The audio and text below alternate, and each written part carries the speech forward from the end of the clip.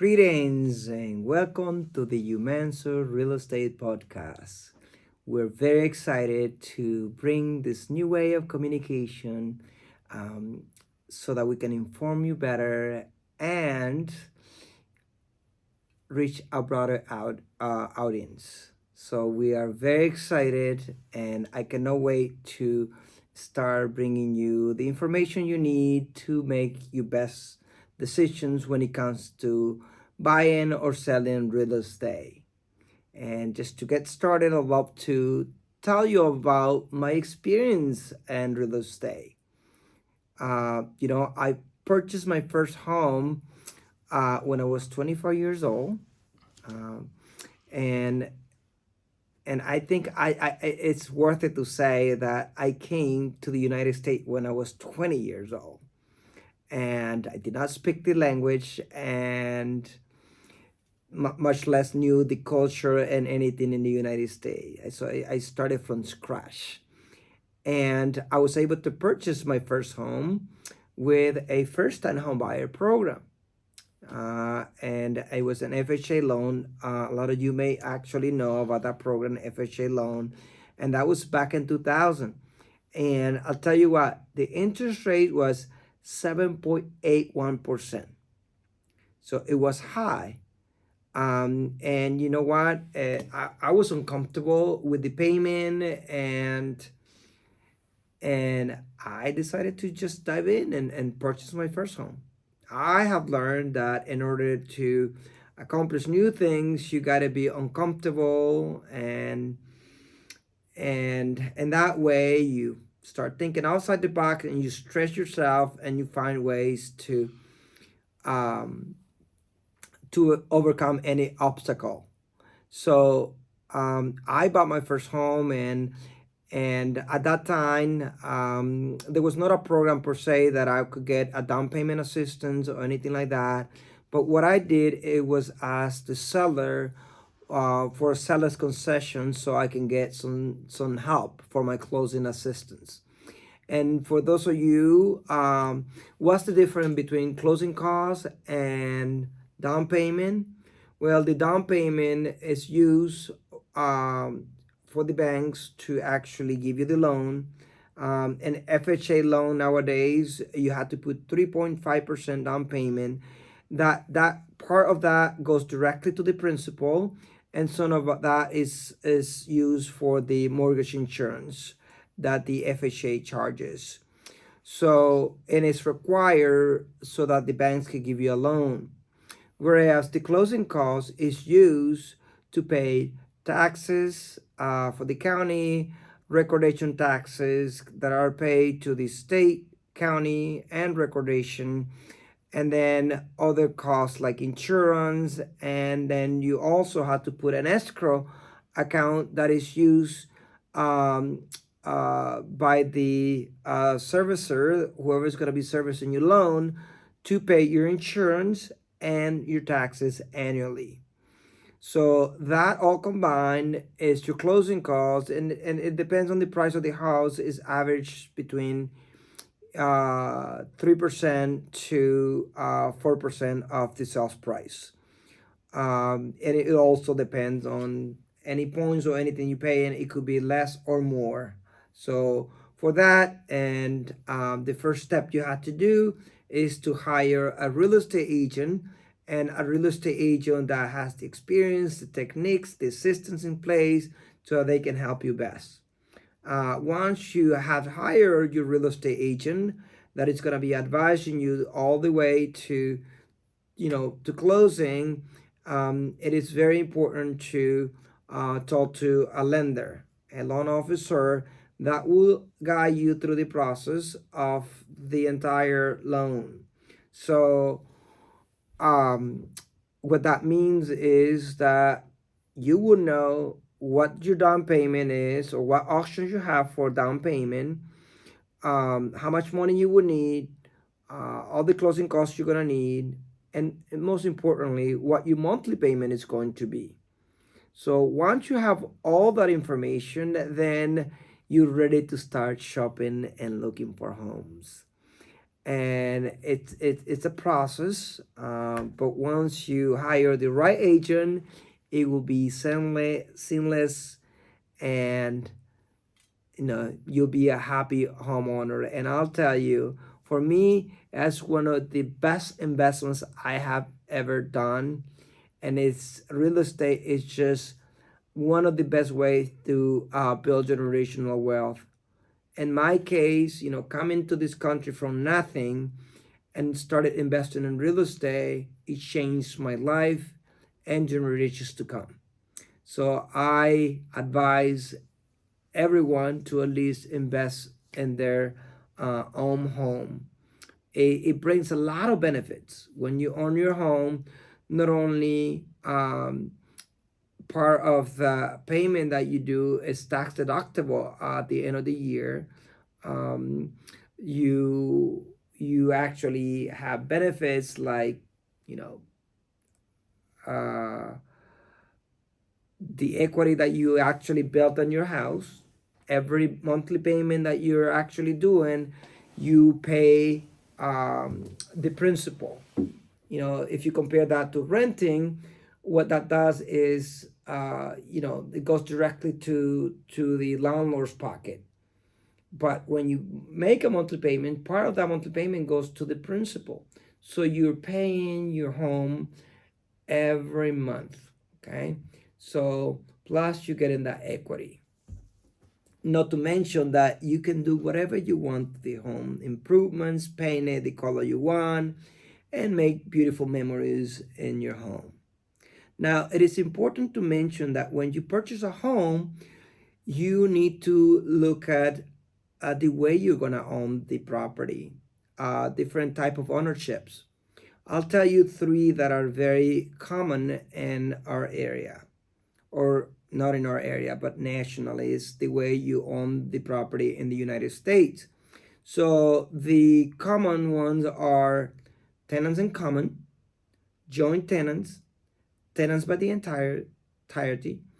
And if I can explain you those and how that works, it's very important because you need to know how you're gonna, you know, own this property, especially if you actually purchase it with somebody else. Joint tenants means that when you purchase this property, you purchase it with somebody else and you own 50-50. And you have the right of survivorship. Joint tenants. Tenants in common means that you can have a different percentage. One can be 25% and the other one 75%. However, unlike the other one, this one doesn't have the right of survivorship. What that means is you have to have a will that you wish to leave the property to whoever you want. Uh, Tenants by the entirety means that your husband and wife, and it's the same as joint tenants. You have this the right of survivorship, but this one is especially to married couples. So that is something that you need to know on how you're going to take title on a property. And it's very important that you let the title company know or your agent to explain you the type of ownership. There are some other ones like ground rent or co-ops, but those are not very popular in our area, even though there are some, but they're not that popular. But you should be aware of it. Now, as you walk through this process and you're looking at homes and then you like a property, then when you write an offer on a property, within that offer, you got to put some contingencies that are going to protect you as the buyer. What type of contingencies are very popular here in our area? Well, one that is very popular is financing. So, yes, you do get an approval from your bank, a pre-approval, but that actually doesn't mean you got a loan. Once you get a contract, the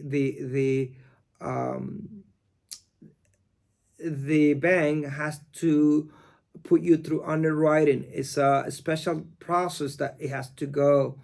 It's not your loan officer, it's not the person that you talk to at the bank. It is a special process that banks has. It's called underwriting. And so they can actually deny you loan even though the loan officer give you an approval. There is a possibility that you could not get approved. What's the likelihood of that happening? It's very, small, but I've seen cases where loan officers don't actually foresee things and you end up not getting the loan. So it is very important to work with a lender that would, um, have the experience, the systems in place so that they can actually have a great outcome for you. Okay, that's a contingency. Then we have a home inspection contingency. Normally could be anywhere between 3, 5, 7 days, 10 days. So that is a contingency, as well as what's another one? Appraisal. It's another contingency. What that means is that if the property doesn't appraise, then you're not obligated to purchase the property. But again, the seller is not obligated to sell it to you if it doesn't appraise either. So it's negotiation again. Having the right agent and using the right techniques could favor you on getting a lower price on your home, on the purchase. Um, Similar to a listing, so when you hire the right listing agent, could actually appeal that and, uh, made the house appraise. Because an appraisal is just an opinion of an appraisal. It doesn't necessarily mean that that's the value. I have appealed many appraisals, over the years, and we have won, these appeals. So it all goes case by case. And then something that is very important that you should be actually looking for, if your property is located within an association, you should take time to read the rules and regulations of the association, whether it's a townhome that it has an association or a single family home.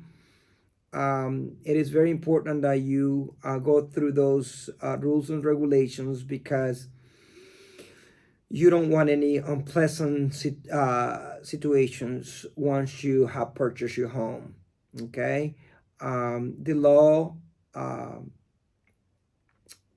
requires that you do get these papers once you get on the contract with the seller, and you have a time frame to look at these papers, normally 5 days, so you can actually go over the paperwork and everything that has to do with the association.